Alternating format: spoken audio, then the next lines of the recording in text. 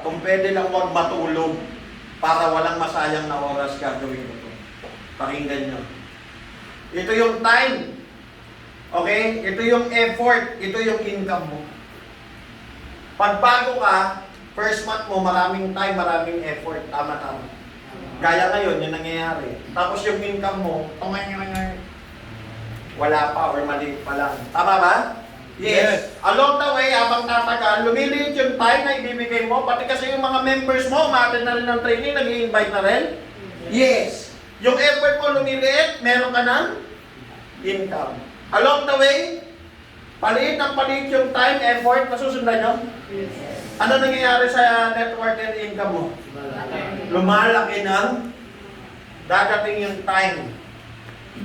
Wala ka ng time na binibigay, wala ka ng effort na binibigay, pero ang laki ng income.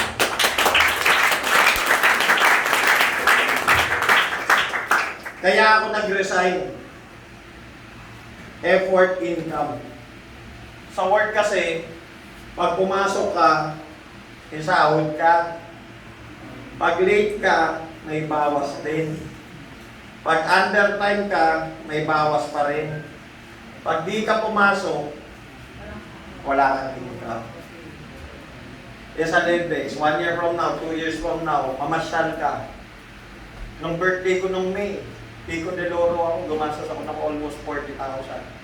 Hindi ko tinitignan yung account ko. Pag check ko, 82,000. Kaya lang nakauwi na ako, parang gusto ko pa bumalik. Pwede. Pwede. Okay ba yun? Habang nag-enjoy ka, kumikita ka. Yes! Huwag na tayo magplastikan. Yun talaga yung mangyayari. Pero hindi lahat magiging ganun.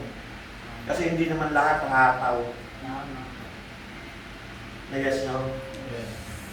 Iba kasi pag may galawan na. Iba pag may effort na, doon na tayo nagkakaiba. Tama? Pag pauwi na, pag may katabi, doon na mag-iiba. Imagine niyo lahat kayo may katabi. Ilan lang talaga dito yung makausap? 10, 15, 20, ganun lang. Yung iba, wala. Ang tagal ko nagsalita dito, wala palang kwenta. Wala palang dating sa'yo. Kasi hindi naman lahat ng nag-enroll sa school graduate. Hindi naman lahat ng graduate may staff. Maliban na lang yung sa anak ko, kinder. Diba? Yung kinder kasi yung anak ko, top 5 yung anak ko eh. Diba? Ang masakit doon, 5 lang sila.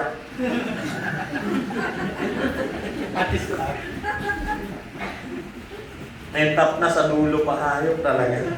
Okay? So,